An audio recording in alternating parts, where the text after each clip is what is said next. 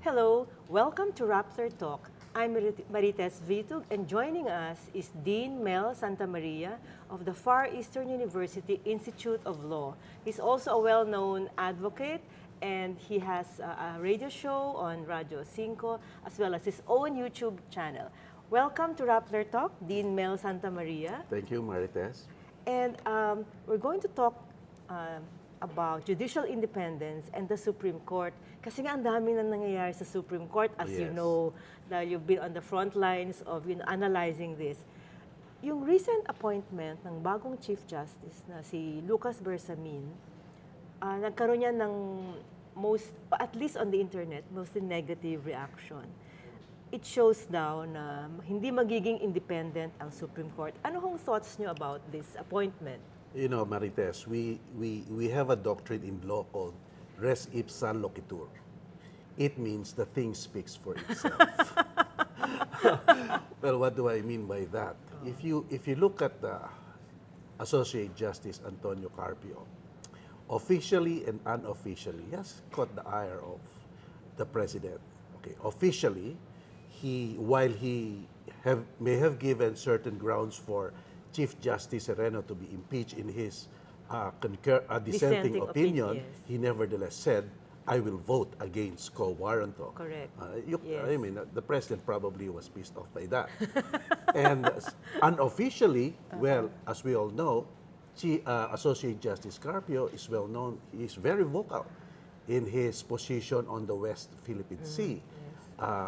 Well, ang sasabi niya parate, in effect, sinasabi niya, wala talagang masyadong ginagawa ang gobyerno sa pagsasangga sa the aggression of China in the West Philippine Sea. And of course, the president is vocal about it also against him. So officially and unofficially, that's it. And we have Justice Bersamin. You know, the president will pack the Supreme Court with people which either is of the same mindset or at least kampi sa kanya. And when you look at the story of Bersamin, no, and his voting history, you have martial law, you have libingan ng mga bayani, and all these things are Duterte, let's say babies, no, yung martial law and sabi naman niya for libingan ng bayani siya. And so makikita mo yung mindset doon, mas mabuti itong taong to. So that's what I'm saying. Yes. Res ipsa loquitur, the thing speaks for itself. Parang no contest, talagang alam mo na kung sinong appointed, no? Kasi, ito bang independence ng Supreme Court, matagal na bang nawala yan o nabawasan? Panahon pa ni President Arroyo o nakikita natin ngayon lang under Duterte? Dito, first of all, what's judicial independence? Okay. No, it's the courageous stand of a court. Promulgating decisions that might antagonize powerful people and powerful institutions. Well, first, executive, and second, the legislative, and dun sa mga private interest, kahit nagaano pang kalaki nyo privately, we can go against you. At hindi sila na-influence noon. That's your judicial independence, making a courageous stand, not in line with the powers that be.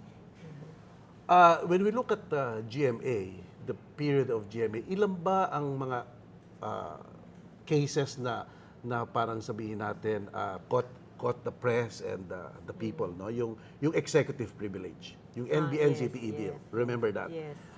Sinasabi, how could you make conversation between a president and a cabinet member confidential when they're talking about things that might really lead to graft charges? Correct. And yet the Supreme Court said, GMA kami. Di ba? Parang medyo pumaling sila kay GMA because sabi nila the regularity of official business must be maintained. And when you look at Pinoy's history, first case niya sa Supreme Court, yung Truth Commission, Talo siya. down. Di ba? Well, that tells, parang ano na yon, parang signal na yon. And then you have the PDAP. And then you have the DAP. Talo rin siya doon. And these are important cases for him.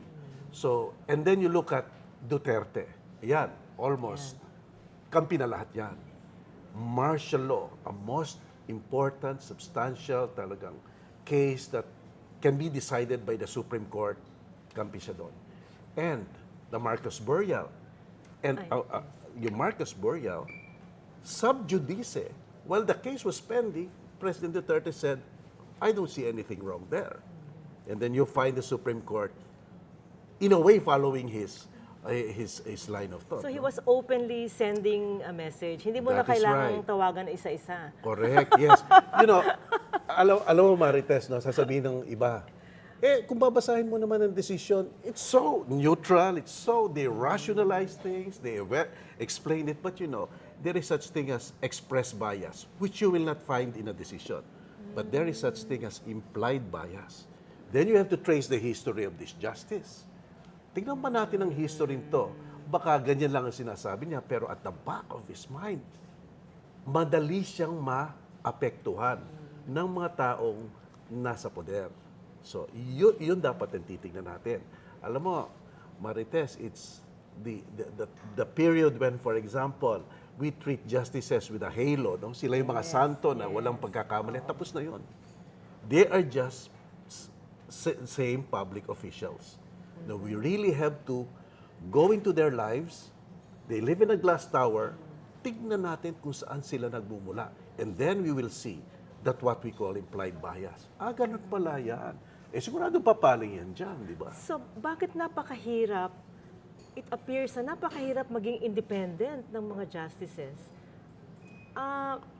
They have been appointed, hanggang 70 years old sila, hindi naman sila matatanggal. So, bakit hindi sila pwedeng maging independent and courageous? Kasi na-appoint sila dapat on their merit. Yes.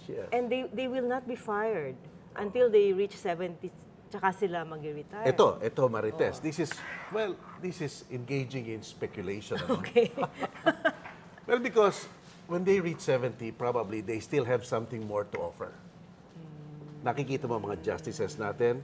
Justice Davide, ambassador to the United Nations. I see. Justice Tihanki, ambassador to the United Nations. Diba? Conchita Morales, ombudsman. So, meron pang pwedeng i-appoint ang president para sa kanila. And so, therefore, given that, speculating, sayang naman ang posisyon. Hindi ka mukha ng ibang justices, basta nag-retire, quiet na. Diba? Or at least stay in the academe. That's correct.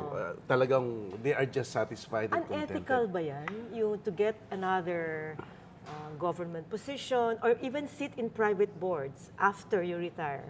Well, it's not really strictly unethical, pero basta't magkakaroon ng kaso involving, let's say, for example, in a private entity, case with the Supreme Court, then parang may, masasabi ko bang may pressure konti Supreme Court o is there a semblance of influence or makakatulong ba sila? So, gano'n naman yun eh. So unethical probably no, but there is that implied bias again. Yes. No, they are parang hoping that an implied bias can be created. No? Very interesting kasi hindi clear nga yung rules dahil apart from the justices you mentioned, former Chief Justice Puno sits in the San Miguel Board. Yes. Former Chief Justice Panganiban sits on several boards. Yes. Well, there may be others, no? Oh, Justice Vitog, I think, sat on the Meralco board. I don't know. I think, or you're maybe right. Yes. ABS. So things like that, hindi pala malinaw ito sa legal community. Hindi malinaw ito sa legal community, but I believe hindi sila pwedeng appoint 1 year after they retire. It's after 1 year. Within 1 year after retirement, dapat wala sila. Pero after, they can be appointed. And why do you appoint them in the first place? I mean, why do you appoint people like them It's a in the reward. first place? Pwedeng reward. Pwedeng reward, or what scholars say, scholars say this, that implied bias will always play an important role, hoping that their presence can sway the vote if it's a swing vote. Remember, ang dahil nating swing vote yan, di ba? Yung kamakailan lang, yung at the lower level, yung ke Senator Revilla, swing vote yon, 3-2 ang score. Just one, palit na. Sa Supreme Court, madami rin swing vote. I see. see. Kasi in fact, iniisip ko lang, yung mga justices natin, judges, they have one of the best retirement plans in the world. Their pensions, di ba, the amount goes up and is the same as the current pay of the judges and justices. So what more can they ask for? That is correct. Ang laki talaga. Ang laki talaga. And that's, the more we should be vigilant dito sa mga incumbent. Remember, they hold high positions, one of the biggest salaries in government. They have a good pension plan. They are not directly appointed by the people. And when they commit a mistake, error of judgment, they will not be held liable. Kaya nga sa lower court, di ba, ang daing nagkakamali. Pero basta inakyat sa Supreme Court, mali kayo and yet not liable at all. So kaya nga, the only way to take them out is impeachment. Pero ngayon, nadagdag yung co-warranto. So napakaganda talaga ng kanilang posisyon. Kaya dapat we have to be vigilant sa mga appointment ng President sa Supreme Court Justices. Pero are you still in favor of the Judicial and Bar Council? Parang nakikita ko lang since the time of President Arroyo, masyadong old boys club itong JBC. Ano kaya ang pwedeng reforms or within the JBC itself? Or maybe do we need to amend the Constitution to change the way justices are chosen? If there is a change, there is a need to amend the Constitution because the JBC is a constitutional agency. Malambot ang JBC, except for a few, for example, like si former Justice Gutierrez, di ba? Nakikita natin kung magtanong siya, intellectual talaga, kung hindi ka handa, bokeh ka. Di ba? Pero yung iba dyan, you find them asking, just like the normal employment questions na like, meron pa nga akong naisang napakinggan, si Justice Kagiwa, nung ini-interview sa I saw in the YouTube. Ang tanong sa kanya, do you have a fraternity? Something like that. I mean, nothing substantial, di ba? You have to test the mettle of these justices. So, yung iba malambot, iba hindi matigas, at iba, I think, karamihan, hindi masyadong nagtatanong ng malalalim na tanong talaga. Mahirap ba i-insulate ang appointment process from politics? Kasi parang yung mga, syempre, preference nga ng presidente or maybe his advisors, pumapasok sila yung mga may connections. So, it's really difficult to insulate this process from politics. Not only difficult, probably impossible. Because yung mga gusto maging judge, for example, syempre, hihingi sila ng endorsement ng kanilang mayor, ng kanilang governor, ng kung sino-sino mga kilala nilang politiko. Let's say, I want to be appointed in this locality, then I have to get the endorsement of that mayor. And then you have the justices of the Supreme Court. I'm sure, from the president point of view, titignan niya kung who is mas kaalyado niya or mas magiging kaalyado niya dito, no? It's not anymore on the merits of how he will substantially decide on the record, but how his intuition will sway him in favor of the president. Ayan. Mas maganda ba kung babalik tayo sa old way of selecting through the Commission on Appointments? If you remember, during the Marcos years, it was quite open. Kaya lang nasa Congress ka, I'm sure meron ding lobby doon. Is it worth going back to that type of selection? Come to think of it, Marites, probably it's a better setup. Alam mo kung bakit? Because you have the majority and the minority, talagang nag-aaway sila. And if there will be an impasse, so be it. Diba? So everybody is pressured to compromise. But here, we don't even know whether the JBC will compromise or what. They'll just endorse three nominees to the president. The president can just, give it back or just I'll choose one. So, parang walang masyadong pressure, walang masyadong compromise, and even probably, and I only heard this, no? Probably, basta't nag-a-apply pa lang, may pabulong-bulong na siguro dyan. Probably nangyayari yan. I say probably. No? So, pero sa Commission on Appointments, you have representative of the people themselves appointing people to high offices, di ba? Mas mabuti na siguro yun. And then when you have nagkakaroon sila ng hindi pagkakaunawaan, walang ma-appoint. And probably that's part of the game, no? Di ba sa United States, wala ka, hindi ka mapasa. Yun sa US kasi, ideological ba yan, yung choice ng president? Meaning, if you're ideologically a Republican and I'm a Republican, you get a big chance of... Dito, there is no such thing no, as an ideological or judicial ideology ng mga appointees. Yung liberal and conservative, something like that. Meron ba tayo niyan dito sa ating Supreme Court? Tingin ko wala. Tingin ko wala So, talaga. ang basis talaga is your connection. Yeah, basis Very few siguro make it na hindi sila connected to the powerful people. Yeah, the basis is probably how the president will see or sees how this person will vote for something important, especially certain important cases that will be filed. For example, yung martial law. For example, yung co-warranto ni Chief Justice, di ba? So, maybe yun ang... Pero ideological... Wala, ano? Wala. So, we cannot look at our justices and say, si Justice ganyan, conservative, si Justice this, liberal. Yes. Mahirap i-categorize. Yes. If there is a categorization, maybe it's this. One set of justices is literal in their interpretation of the Constitution. One set of justices is what we call teleological. Teleological? They look behind the purpose of the law.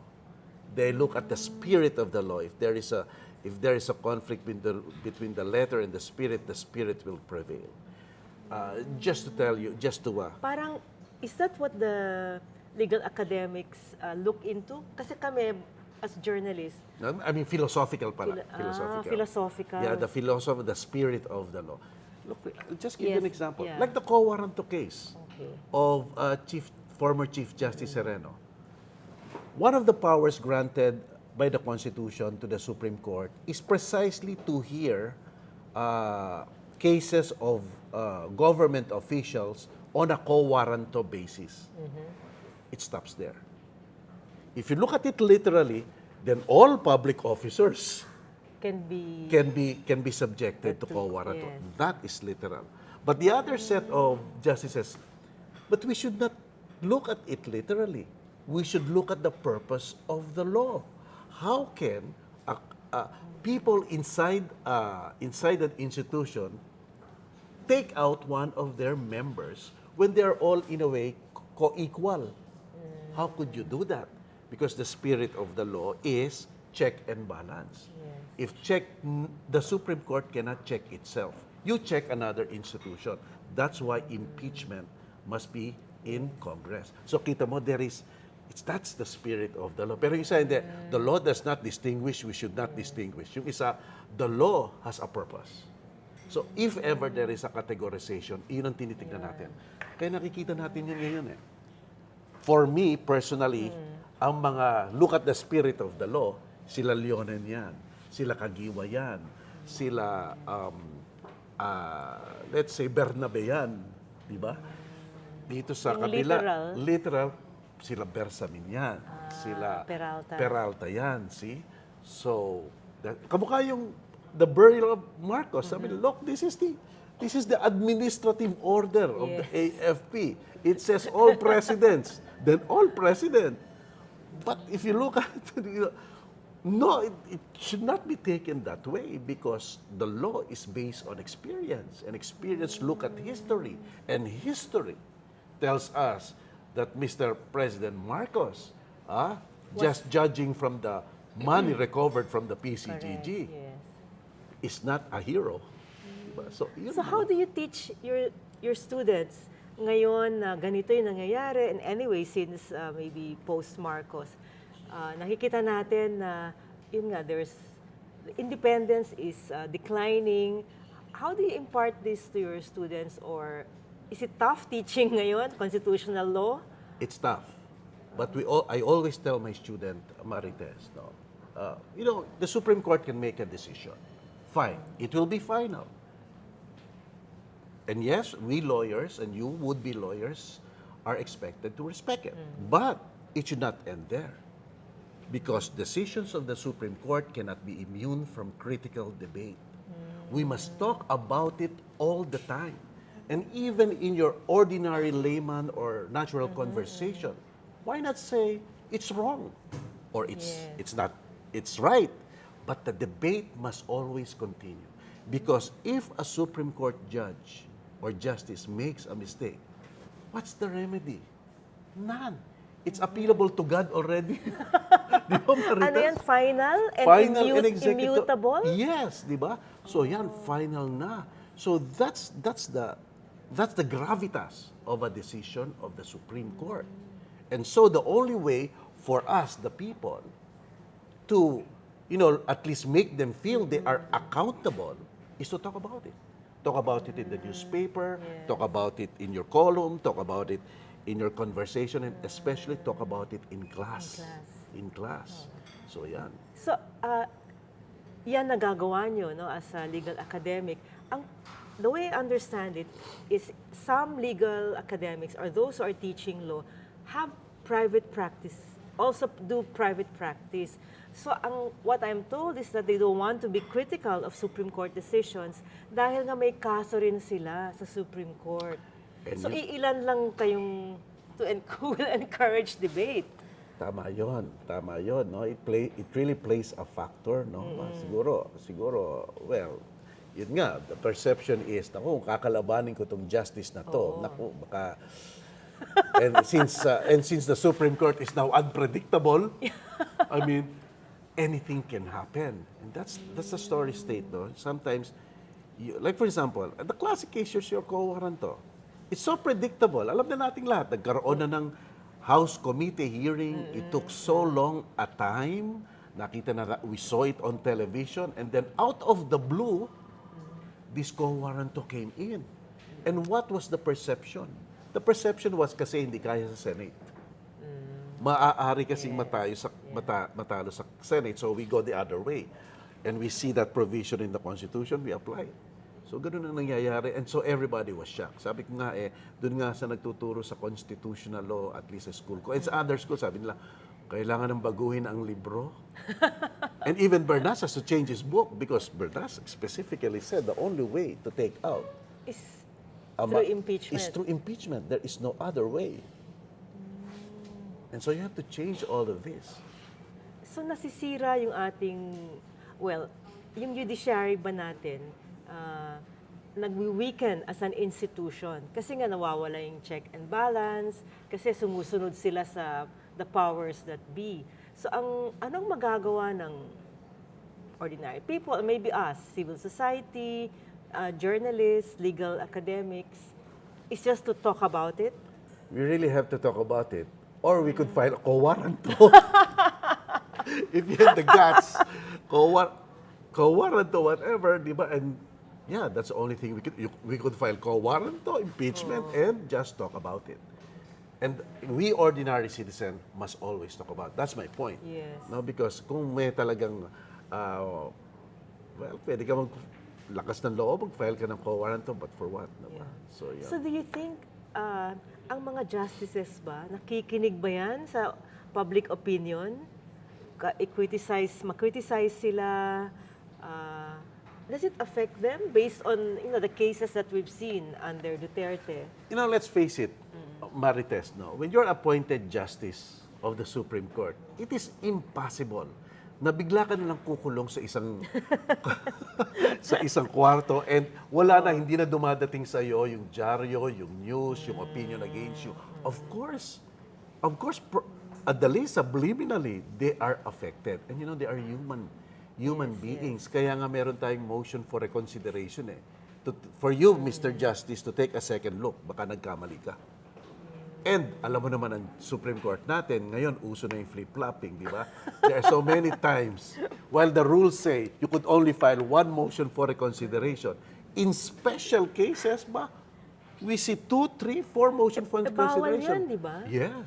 Doon sa rules of court nila. Correct. So ano magagawa natin? They violate their own rules. No, they waive their own rules. They waive their own rules. They waive their own rules. Yun na nga eh. Yun na nga. I mean, let's put it bluntly. If you waive your own rules and we play by the game, and then we come with an unexpected rule that we don't know, then it's a little bit unfair, and probably too much unfairness is there. And where do you put the Supreme Court there? You should stand for fairness and decency and civility. And when the case ends, it ends. Meron pa nga dyan, nakapag-file ng motion for reconsideration through mere letter lang. Diba? Alam ko yan, si Estelito Mendoza. Diba, letter, diba? It's so, well, spectacular. How could that be? Diba? But So that's dangerous kasi mawawalan din ng faith ang mga tao sa isang institution na napaka-importante, di ba? that's an important point, Marites, because the threshold in fairness, as far as the Supreme Court and the courts are concerned, is the threshold is perception. It's not even reality. People must perceive you as a justice, that you are fair. Because if at that point, wala na, then we fail, di ba? And then, kahit na anong decision mo, there is no faith, there is no trust. That's the threshold of justices. Perception must already be fair. Oo, kung hindi. Kaya, tama, if you connect that with the Supreme Court being unpredictable, if you connect that with, let's say, some of the landmark cases on Marcus Burial or martial law, where there is polarization almost immediately, then you say, where is that stability we are looking for in the courts? Diba? Very interesting kasi ibig sabihin, let's say, under a new administration, malaki ang whoever leads the nation after Duterte steps down, there's a huge rehabilitation that needs to be done sa judiciary as an institution. Ano ang pwedeng gawin ng next president to repair? Or nasa appointment process pa rin yan? It will boil down to choosing the right people. Yes, well, in a democracy, that will always be the gift or the bane, di ba? Ibig sabihin if you elect a bad leader, well, we'll be stuck with him. The president will choose not so good justice, then we will stuck with him up to 70 years old. So talagang, you must have, the appointing power must be deliberate, must be fair, and must be knowledgeable, historically wise, and legal wise. Have you been cited for contempt already by the Supreme Court? I mean, based on your commentaries. Well, You've written pieces critical of some of their decisions. Well, to their credit, not yet. But probably in the future. But I have faith in the Supreme Court that they can transcend these things, because how else can they be checked, no? How else can they be? And we live in a democracy, diba? We are the ones paying their salaries. So we must have a say in relation to what they're doing. So, hindi pa. Siguro malapit-lapit na. No. Okay, on that note, Dean Mel Sta Maria, actually thank you for bringing up all these issues in your columns, in your YouTube channel. Yes. And also you've been teaching this to your students. Yep. And you're one of the few, I think, who can be very vocal when it comes to criticizing decisions, not the people themselves, but the way they decide, no? Yeah. So, one last question. What's your advice to students, your law students who aspire to become judges, who want to start a career in the judiciary? Well, of course, intelligence. We must have intelligent judges and justices. You must be really insulated from outside political pressures, and not only political pressures, but financial pressures, because judicial independence is wrecked not only by the powers that be, but by people who have money, but people who are crooked or crook people, yung talagang papatay sila ng West. Di ba? Yeah, ang daming pinatay so Yes. far. There are so many roots I of, see. of the destruction of judicial independence. And they must withstand all these things. And they must have courage. Talagang, ano yan, pangatawanan yan. Ibig sabihin nga, yung kung gusto mo yan, you must know the risk and you must go through that risk. Yeah. Okay, for our aspiring judges, intelligence, courage, Yes. and independence will come from both, from having the intelligence and the courage. Yes. There will be no courage if you will be influenced by Okay, people. yes. Isn't it? Okay. Tama. Thank you very much, Dean Santa Maria. Thank you. It's a to our pleasure. listeners and our viewers. We hope that you have gotten gems of wisdom from Dean Mel Santa Maria. Thank you.